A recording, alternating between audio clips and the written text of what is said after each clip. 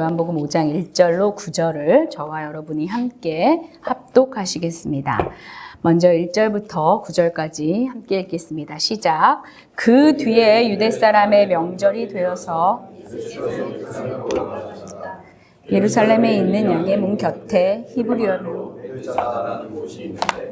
거기에는 주랑이 이 주랑 안에는 많은 환자들, 굶는 사람들과 다리 젖는 사람들과 중병들이 누워 있었다. 그들은 물이 움직이기를 기다리고 있었다. 주님의 천사가 때때로 못에 내려와 물을 휘저어 놓는데 물이 움직인 뒤에 맨 먼저 들어가는 사람은 무슨 병에 걸렸든지 나았기 때문이다. 거기에는 이렇게 병자 한 사람이 있었다. 예수께서 누워 있는 그 사람을 보시고 그렇게 보내고 있는 것을 아시고는 물으셨다. 낫고 싶으냐? 그 병자가 대답하였다. 주님, 물이 움직일 때에 나를 들어서 못에다 놓아주는 사람이 없습니다. 내가 가는 동안에 남들이 나보다 먼저 못에 들어갑니다. 예수께서 그에게 말씀하셨다. 일어나서 네 자리를 걷어가지고 걸어가라고. 그 사람은 곧 나아서 자리를 걷어가지고 걸어갔다. 그날은 안식일이었다. 아멘. 5장 1절은 5장 전체의 서론에 해당합니다. 요한복음 5장은 예수님의 세 번째 표적과 그로 인한 안식일 논쟁입니다.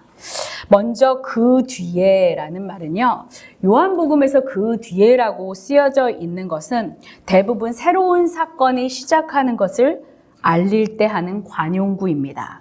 그래서 그 뒤에라는 말은 4장에서 나온 사마리아 여인과 두 번째 표적 이후가 될 수도 있고요. 아니면 요한복음 1장부터 4장 전체 이후에 라는 말이 될 수도 있습니다. 이제 오늘 세 번째 표적 시리즈는 예수님이 공생애를 시작하신 지 1년이 넘었을 때입니다.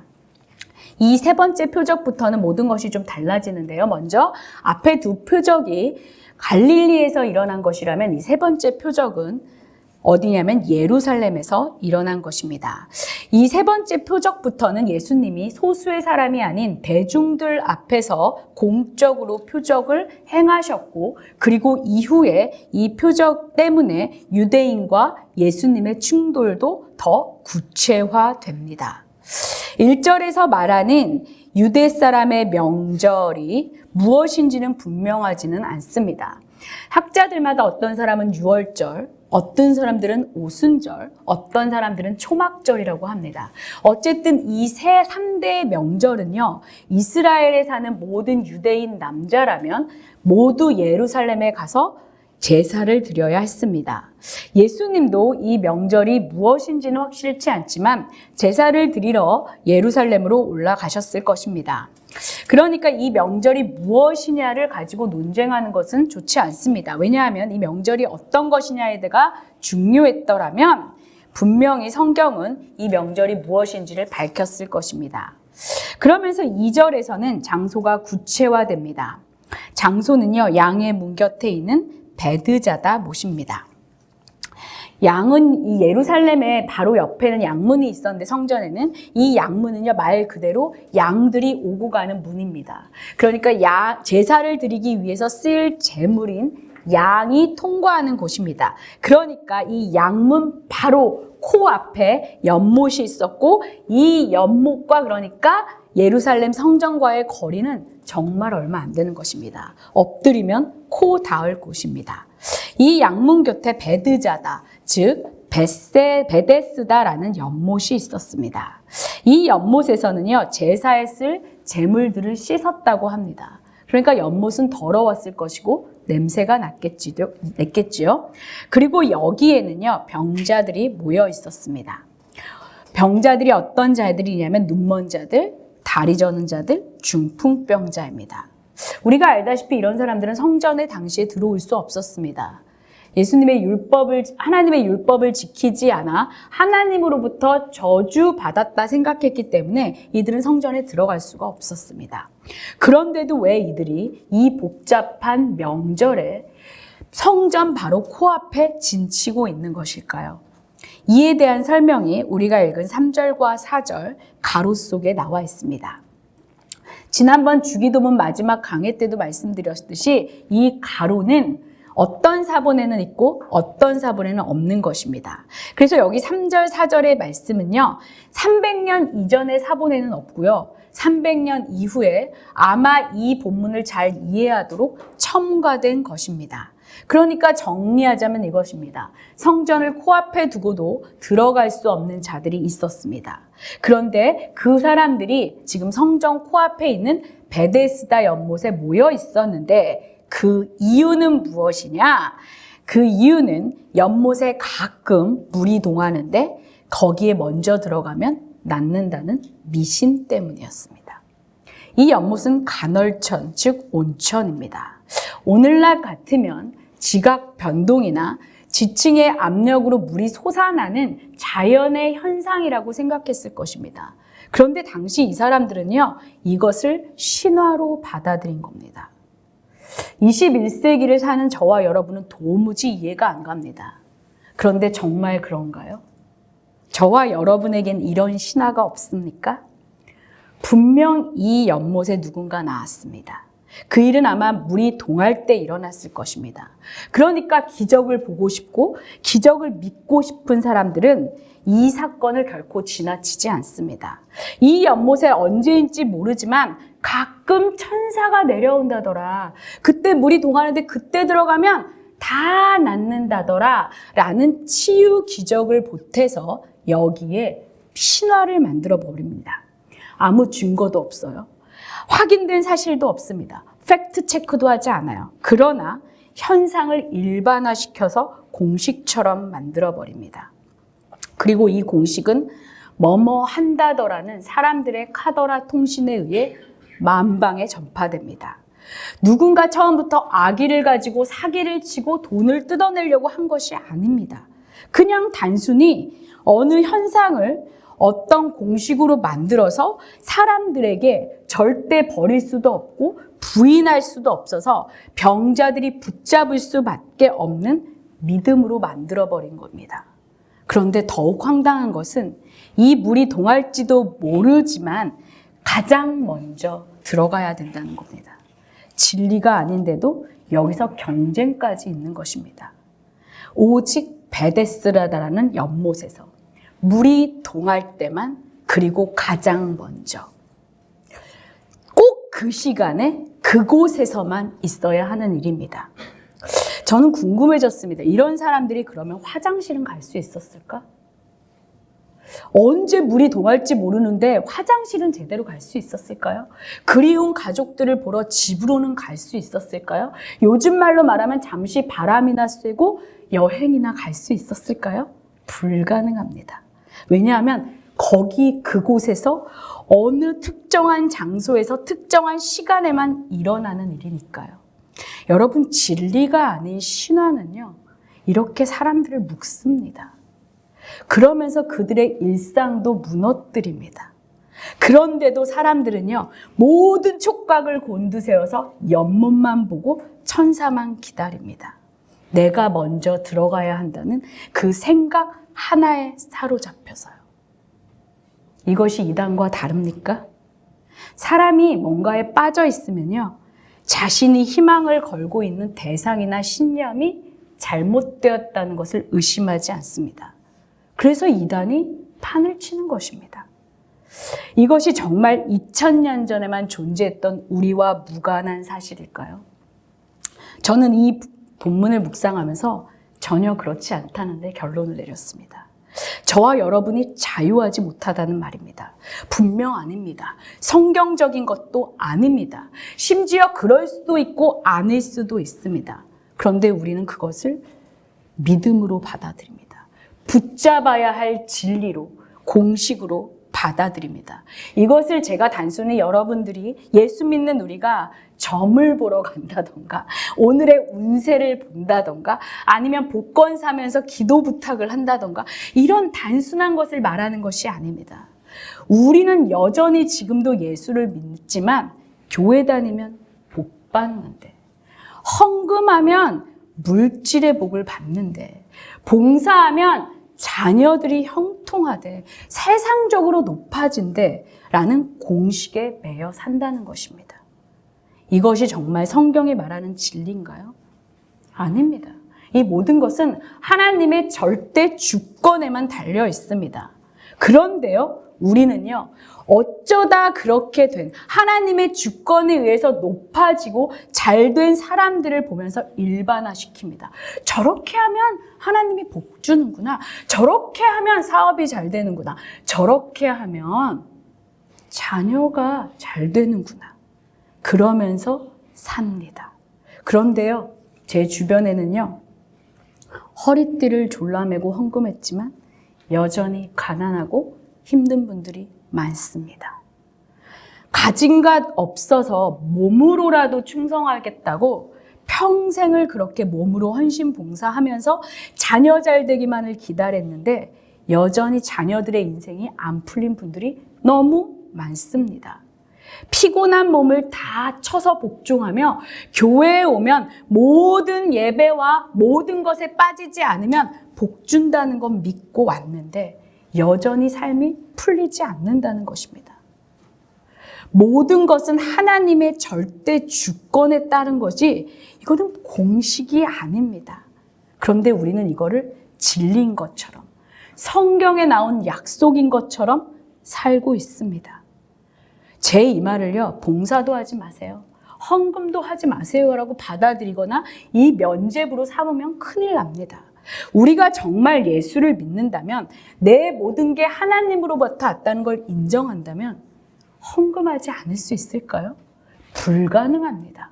하나님께 왔으니 드리게 되어 있습니다. 이것은 뗄 수가 없습니다. 내가 정말 주님을 사랑해요. 그리고 우리 교회를 주님이 세우셨다는 걸 믿습니다.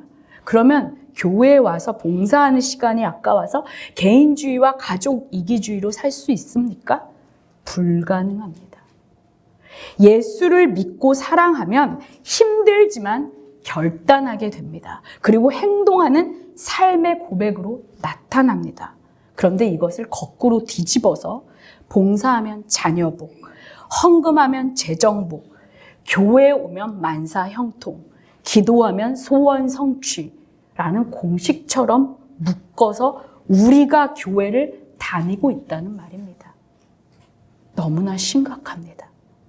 정말 우리는 오늘 이 본문 앞에서 다시 물어야 합니다. 나는 무엇을 믿고 있는가? 성경적 진리가 아닌데도 내 삶에 그것을 대입하며 기적만을 바라보고 있는 것이 내가 아닐까? 예수를 믿는다면서 나는 예수님보다 이 베데스다 연못에 있는 병자처럼 교회, 내 교회, 우리 시스템, 내 사역에만 집중하고 있지 않습니까? 내 시선은 예수님보다 특정한 목사, 목회자, 사람에만 꽂혀 있는 것이 아닙니까? 그러면 바로 저와 여러분이 베데스다 모여든 연못의 병자들입니다. 마크 베터슨 목사님은 이렇게 말합니다. 믿음의 반대는 불신이 아니다. 믿음의 반대는 잘못된 믿음이다. 저는 이 말에 적극 동의합니다. 믿음은 진리에만 기반을 둡니다. 사람들의 말이 아니라 어떤 특정한 사람이 아니라 사람이 세운 공식이나 여론이 아닙니다. 믿음은 살아계신 하나님의 말씀, 예수 그리스도에만 그 근거를 둡니다.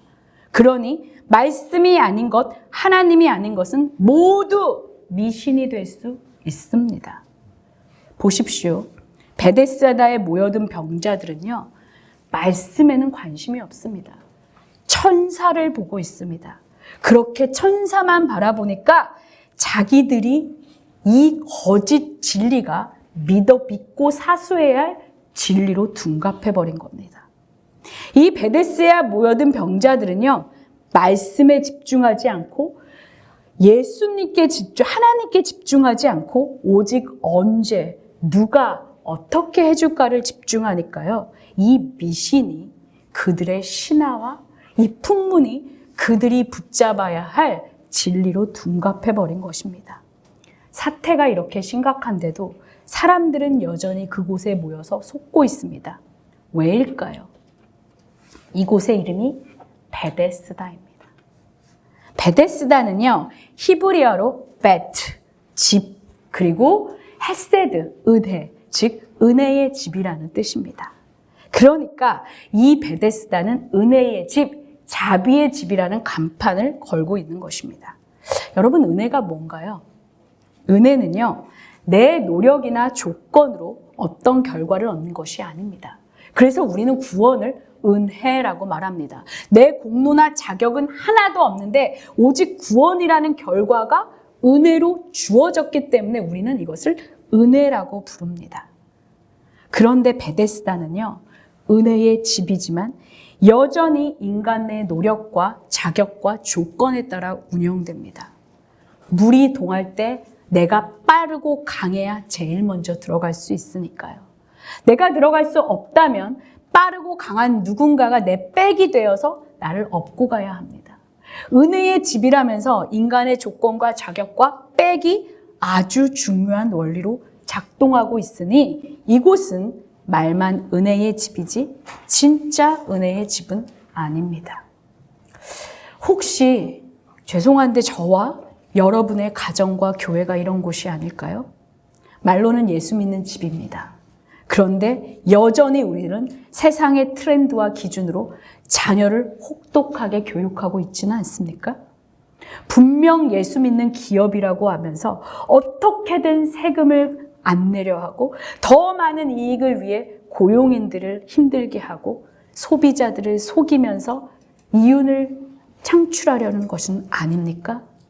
은혜의 공동체라고 말하는 교회가 가진 자, 배운 자, 강한 자만을 더 대우하고 주목받으며 목회자들마저 그들을 주목하고 찾는 교회가 바로 은혜의 집이라 불리는 우리 교회가 아니냐는 말입니다. 정말 힘들고 아프고 가난하고 소외되고 가진 것 없어서 외로워서 숨죽여 울고 있는 것이 바로 우리들이 다니는 교회가 아니냐는 말입니다. 그런데 5절을 보니 여기 베데스다 은혜의 집에 38년 된 병자가 있었습니다. 우리 5절 함께 읽을까요? 다 함께 5절 읽겠습니다. 시작. 거기에는 전절을 된 병자 한 사람이 있었다. 이 병자는 7절을 통해 추측할 수 있듯이 자기 힘으로 일어날 수 없는 사람입니다. 물이 동해도 제일 먼저 들어갈 수 없는데 왜 거기 있는 것일까요? 여기밖에 대안이 없다는 잘못된 생각과 어쩌면 여기서는 될 수도 있다는 거짓된 희망 때문입니다. 그리고 어쩌면 여기라도 가만히 누워있는 게 아무것도 안 하는 것보단 낫지 라면서 뭔가 하고 있다는 착각 때문입니다. 그러면서 심리적으로 안정감을 누리며 위안을 받았을지 모릅니다. 그런데 이 모습도 우리들의 모습입니다. 성경적이지 않다라고 우리는 판단하고 생각합니다. 그런데도 우리는 여전히 우리 마음 한구석에 그래도 혹시 알아? 하나님이 이렇게 해주실지 라고 생각한다는 겁니다. 이게 저와 여러분의 모습입니다. 저에게도 이런 마음이 있습니다. 진리가 아닌데, 사실이 아닌데 언젠가는 그래도 내가 한 게 있는데 라면서 은혜의 원리가 아니라 여전히 나의 공로와 나의 노력을 가지고 뭔가 하려는 것이 여전히 우리 안에 있으니까요. 심지어 여기서 경쟁까지 합니다. 그런데 놀라운 일이 일어납니다. 주님이 그 사람에게 주목하신다는 겁니다. 6절을 함께 읽어볼까요? 시작. 예수께서 누워있는 그 사람을 보시고 또 이미 오랜 세월 그렇게 거기 있는 것을 아시고서다 낫고 오시면 이 사람이 누구입니까? 주변은 기쁨의 명절로 떠들썩한데 이럴수록 더 외롭고 힘든 사람입니다. 물이 동한다 해도 나를 넣어줄 백도 힘도 돈도 없는 사람입니다. 게다가 유대사회에서 중풍병자라면요, 무슨 죄가 있어서 저렇지 라고 사람들이 손가락질해서 평생 어깨 한번 못 펴본 사람들입니다. 38년을 그렇게 사회적 열등생, 경제적 열등생, 종교적 열등생으로 치이며 살았던 사람입니다. 그런데 하나님은요, 이 사람을 주목하신다는 것입니다. 왜냐하면 세상은 모두 무시하고 몰라도 우리 예수님은 그가 어떻게 보냈는지, 얼마나 힘들었는지 그 세월을 알고 계시기 때문입니다. 여기에 저와 여러분의 소망이 있습니다. 자비의 집이고 은혜의 집이라 하면서 여전히 강자와 가진 자만이 무언가 성취할 수 있는 이 세상에서 우리는 때로는 너무 힘이 듭니다.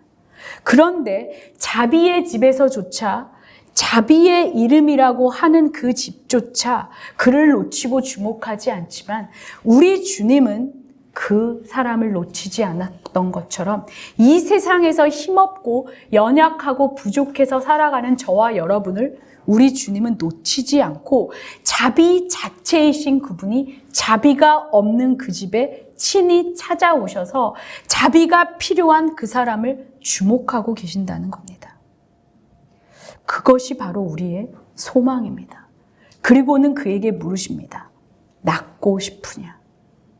말이 안 됩니다. 낫고 싶으니까 그 자리에 있지. 왜 이렇게 뻔한 질문을 예수님은 할까요? 그런데 잘 생각해 보십시오. 물이 동한다는 것 자체가, 거기 들어가면 안 낫는다는 것 그 자체가 미신이지만요. 물이 동할 때 그 병자가 들어갈 확률은 0%입니다. 그런데도 그는 수십 년째 그 자리를 지키고 있습니다. 그래서 주님은 묻는 것입니다. 정말 낫고는 싶은 거야? 정말 낫고 싶으면 여기 이러고 있어도 되니? 정말 너가 변화는 하고 싶어? 정말 너가 무엇을 믿고 있는지 알고는 있어? 라고 주님께서 그가 그의 현실을 직시할 수 있도록 묻고 계신다는 말입니다. 그런데 이 질문에 대한 병자의 답을 보면요. 이미 그가 별로 희망이 없이 누워있다는 것을 우리는 너무 잘 압니다. 저와 여러분에게 예수님이 오셔서 낫고 싶어? 라고 물으면 뭐라고 그랬을까요? 저 같으면 그랬을 것 같아요. 주님 낫고 싶으니까 여기 있죠. 그걸 말이라고 하세요? 보면 모르세요? 저는 좀 까칠한 성격이니까 그렇게 말할 수 있습니다. 부드러운 여러분이라면 이렇게 말할 것입니다. 네, 주님, 낫고 싶으니 고쳐주세요. 그런데 이 병자는 엉뚱한 대답을 합니다. 7절 한번 읽어볼까요? 7절 읽겠습니다. 시작. 그 병자가 대답하였다. 주님, 물이 움직일 때 나를 들어서 못에다가 넣어주는 사람이 없습니다. 내가 가는 동안에 남들이 나보다 먼저 못에 들어갑니다. 이 사람의 대답에는 낫고자 하는 의지가 없습니다. 코앞 성전에 사람들이 넘쳐난데 정작 나를 도와줄 사람은 아무도 없어요. 라는 절망과 상처와 좌절의 목소리입니다. 내가 가는 동안에는 남들이 나보다 다 들어가요. 라는 피해의식과 패배의식과 쓴뿌리 가득한 분노의 외침입니다. 그런 퉁명스러운 그의 대답에 예수님은 돌아서지 않습니다. 저 같으면 돌아섰을 것 같아요. 됐다. 네가 내가 누군 줄 알고 그렇게 말하냐. 관둬라. 그러나 우리 주님은요. 돌아서지 않아요. 왜냐하면 이 사람이 견뎌온 오랜 외로움과 좌절과 절망과 분노와 쓴뿌리를 이미 알고 계시기 때문입니다. 그런데 더 안타까운 것은 이 사람이 지금 이 대답 속에서 예수님께 엉뚱한 기대를 하고 있다는 겁니다. 이 대답을 가만 살펴보십시오. 이 사람 대답에는 간접적인 요청이 있지 않습니까? 예수님, 당신이 사실 예수님인지도 몰라요. 난 당신이 누군지는 모르지만 여태껏 아무도 나를 도와줄 수 없어서 못 들어갔더니 여기 내 옆에 있다가 물이 동할 때 나를 좀 넣어주시면 안 될까요? 그러면 내가 나을지 모르겠습니다. 지금 이 병자는 예수님의 질문의 의도도 알지 못하고 자기 신화와 신념도 전혀 꺾지 않습니다. 자기가 듣고 아는 것이 전부입니다. 지금 예수님이 내 눈앞에 계시는데 모든 것을 해결해 줄 분이 계시는데도 다른 것이 보이지 않습니다. 왜일까요? 그 눈에는요, 연못만 보입니다. 언제 올지 모르는 천사만 보입니다. 그리고 내가 경쟁해야 할 수많은 병자들만 보입니다. 그러니까 이 병자는요, 이것들을 보면서 이게 신화나 미신이라는 생각을 안 하는 겁니다. 이거는 진리야. 코앞에 예수님이 계신데도 천사와 연못과 사람만 보이는 것입니다. 우리가 정말 이 병자와 다를까요? 우리 역시 이 병자처럼 예수님이나 말씀에 집중하지 않고요, 뭔가 공식에 따라 삶을 살고 싶지는 않습니까? 마치 무소부재하신 하나님을 믿는다면서 마치 예수님이, 하나님이 이 자리에서만, 이 교회에서만, 이 사업체에서만, 내 가정에서만 일해야 하는 것처럼 생각하고 있지는 않냐는 말입니다.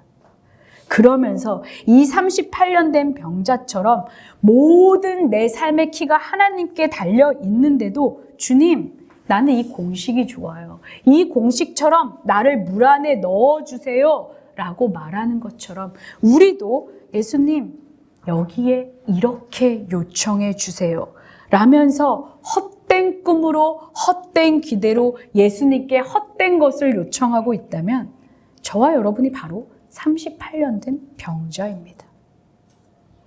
비록 그가 연못맛을 바라보며 예수님께 나를 넣어달라는 희망을 가진 무지한 자이지만 그래도 예수님은 그 사람을 포기하지 않으십니다. 너무나 좋지 않습니까? 사람이라면 이렇게 못할 것 같아요. 어떤 목회자가 이렇게 하겠습니까? 그런데 우리 예수님은요, 5장 8절에서 말씀하십니다. 시작. 예수께서 그에게 이 말씀은 원어에도 영어 성경에도 정확하게 3개의 명령문으로 되어 있습니다.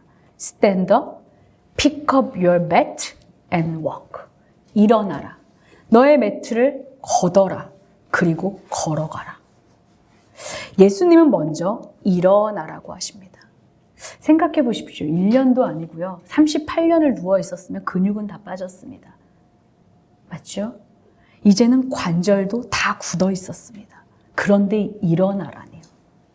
그런데 예수님은요, 그동안 네가 어떤 상황으로, 어떤 일이었도, 어떤 과거로 그렇게 수없이 매여 있었던 간에, 그 세월이 얼마이던 간에 그와 상관없이 일어나라는 말입니다. 미신을 진리로 착각하며 누워만 있었던 잘못된 믿음과 단절하라는 말입니다. 너무 오랫동안 머물러서 좌절도 익숙해진 그 익숙함으로 이별하라는 말입니다. 아무도 나를 도와주지 않는다며 백도 없다고 원망했던 쓴뿌리와 이별하라는 말입니다. 그리고 2번째 명령이 주어집니다. 자리를 걷어라. 38년 동안 누워 있어서 일어나기도 힘든데 자리까지 걷으라네요. 이 매트는 그의 울음과 눈물과 상처와 절망이 녹아져 한 몸이 되었을 것입니다. 그러니까 이 매트는요, 그와 뗄래야 뗄 수 없는 모든 것입니다. 그에게 위로와 평화만을 주었을 것입니다. 우리가 소위 말하면 그의 애착 인형이었을 것입니다. 그러나 이것을 들고는 앞으로 나갈 수 없습니다. 옛 습관과 심리적인 편안함과 안주를 버리고는 새 출발하지 못합니다. 아무것도 달라지지 않거든요. 3번째 이어지는 명령은요, 너는 걸어가라는 것입니다. 익숙했던 자리에서 일어나는 것, 습관과 편안함, 안주를 버리는 것만으로는 안 됩니다. 일어나서 자리를 든다고 달라집니까? 그 자리에 또 앉으면 그만입니다. 그러니까 나가야 합니다. 전진해야 합니다. 저와 여러분은 어떤가요? 익숙함에 눈이 가려서 이제 일어나야 한다는 걸 알면서도 앉아있진 않습니까? 이제는 이 더럽고 냄새나는 눈물의 매트를 버려야지 하면서도 어디도 나도 모르게 그 매트를 깔고 다시 울고 싶지는 않습니까? 걸어가야 하는데, 앞으로 나가야 하는데 이제는 일어난 다음에 다시 조금 가다가 멈추어 있지는 않냐는 말입니다. 제가 자주 인용하는 책 중에 5초의 법칙이 있습니다. 멜 로빈스라는 여자분이 쓴 책인데요. 이분은 오랫동안 아주 인생의 바닥을 쳤던 사람입니다. 그런데 이 사람이 어느 날 로켓 발사 현장을 봅니다. 54321. 그러면서 이 사람이 알게 됩니다. 아, 삶을 변화시키기 위해서는 고민의 속도보다 행동이 빨라야 하는구나. 우리가 생각하는 시간이 길어질수록 행동해야겠다는 욕구는 줄어들구나 라고 생각합니다. 그래서 이 사람이 다음 날부터 모든 것을 5초로 카운트합니다. 일어나기 싫어도 5431 하고 일어납니다. 자기도 모르게 술잔을 기울이고 있으면 5431 하고 술잔을 내려놓습니다. 자기도 모르게 악담을 퍼붓고 욕을 하고 있으면 5431 하고 멈춥니다. 자기도 모르게 끊어야 할 관계가 있다면 5431 하고 박차고 일어납니다. 그러면서 그녀는 새 삶을 갖게 됩니다. 우리 역시 알고 있습니다. 이대로는 안 돼. 변화가 필요해. 그런데 오늘까지만, 이번 달까지만 하고 누워있는 경우가 너무나 많다는 것입니다. 더 이상 미루지 말고 오늘 54321을 외치며 일어나야 합니다. 운동하고 싶지 않을 때, 아침에 일어나고 싶지 않을 때, 나도 모르게 남편이나 배우자나 아니면 자녀에게 쓴말을 퍼붓고 있을 때, 나도 모르게 술잔을 기울이고 있을 때, 나도 모르게 유튜브를 보고 있을 때 그만 5431 하고 멈춰야 한다는 것입니다. 그러나 정말 우리가 멈춰야 할 것은요, 말씀과 일치하지 않는 모든 습관입니다. 모든 미신입니다. 이제 주님이 말씀하시니 이루어집니다. 9절 한번 읽을까요? 시작. 그 사람도 나와서 자리를 걸어가지고 걸어갔다. 그날은 안식일이었다. 불가능한 명령을 하시니 즉시 치료되었습니다. 우리는 흔히 오해합니다. 그가 일어나 걸었기 때문에 치유받은 거야. 아닙니다. 치유를 받았기 때문에 예수님의 명령에 순종해서 일어난 것입니다. 일어난 것은 예수님의 말씀이 정말이라는 것을 증명한 그의 행동일 뿐입니다. 그러니까 이 사람이 고침받은 것은요, 순종 때문도 아니고요, 성경적이지 않는 베데스다 연못의 신화 때문도 아니고 천사 때문도 아닙니다. 오직 예수의 말씀 때문입니다. 사람의 말이 아니라 예수의 말이라는 말입니다. 이 사람이 이 명령에 순종했다는 것은 놀랍습니다. 저와 여러분에게 오늘 주님이 꿈에서 이것을 해라. 근데 그 일이 38년 동안 한 번도 하지 않은 일이라면 하겠습니까? 저 같으면 못할 것 같습니다. 그러나 이 병자는 말씀을 듣고 일어났다는 것입니다. 그리고 자리를 걸어갔습니다. 그런데 이 세 번째 표적이 여기서 마무리되면 얼마나 좋을까요? 그런데 그날은 안식일이었다고 덧붙여집니다. 영어 성경의 대부분은 but이라는 접속사를 씁니다. 그러나 그날이 안식일이었다. 종교인들은 기뻐하지 않았습니다. 그날이 안식일이니까요. 사람이 살았지만 그들은요, 자기들이 율법을 해석한 규정이 더 중요합니다. 저와 여러분은 무엇이 더 중요합니까? 말씀이 중요합니까? 우리가 만들어준 규정이 중요합니까? 우리가 종교인이냐 신앙인이냐를 구별짓는 것은 우리가 지금 무엇에 집중하고 있는가를 보면 알 수 있습니다. 사람들은 오늘도 여전히 베데스다라는 은혜의 장소를 찾아 여기저기를 떠돕니다. 그리고 사람들이 그곳에 많으면 일단은 안심합니다. 소문이 맞구나. 여기가 맞구나. 말씀이 어떻게 말하든 상관없습니다. 사람이 많으면 일단 됩니다. 그러면서 거기서 사람들이 말하는 물이 동할 때까지, 천사가 올 때까지 기다립니다. 사람들이 아귀다툼하고 싸우며 사방을 둘러봐도 희망이라고는 보이지 않는 절망을 은혜의 집이라 착각하며 기다립니다. 그런데 이 가짜 은혜의 집이 진짜 은혜의 집이 됩니다. 어떻게요? 사람들 때문이 아니라 은혜와 진리 자체이신 예수님이 그곳에 오셨을 때 은혜의 집이 진짜 은혜의 집이 됩니다. 공로도 대가도 자격도 없는 그를 불쌍히 여기셔서 은혜로 고쳐주신 예수님이 그곳에 임재하실 때 베데스다가 비로소 이름값을 하게 된 것입니다. 우리는 지금 무엇을 보고 있습니까? 우리도 이 사람처럼 베데스다 연못에서 천사만을 기다리고 있지는 않습니까? 그렇다면 우리가 가망이 없는 자들입니다. 우리에게 필요한 것은요, 자비의 집이 아닙니다. 예수님입니다. 천사가 아닙니다. 말씀입니다. 우리의 인생은요, 사람이나 어떤 특정한 단체나 어떤 것에 달려있지 않고 오직 예수님과 예수님이 하신 이 성경 말씀에 달려 있습니다. 다른 어떤 것도요, 우리를 변화시킬 수 없다는 말입니다. 그런데 우리는 여전히 여행 한번 못 가고 아무것도 하지 못하고 심지어 화장실도 가지 못하고 공식에 매여 있을 때가 많습니다. 점검하십시오. 나는 지금 무엇에 주목하고 있는가? 혹시 내가 여전히 사람, 어떤 교회, 어떤 신화, 어떤 미신, 어떤 공식에 매여 있다면 우리가 예수님만 바라보고 예수의 말씀만 집중하면서 그 신화를 타파할 수 있습니다. 자비의 집이라 하면서 규정과 규칙에만 집중하고 천사와 연못맛을 바라봤던 그곳이 예수님을 맞아들이고 예수님이 그곳에 오자 진짜 이름값을 한 것처럼 말씀이신 주님이 임한다면 인간이 만든 모든 거짓 공식과 신화와 신념은 무너지게 되어 있습니다.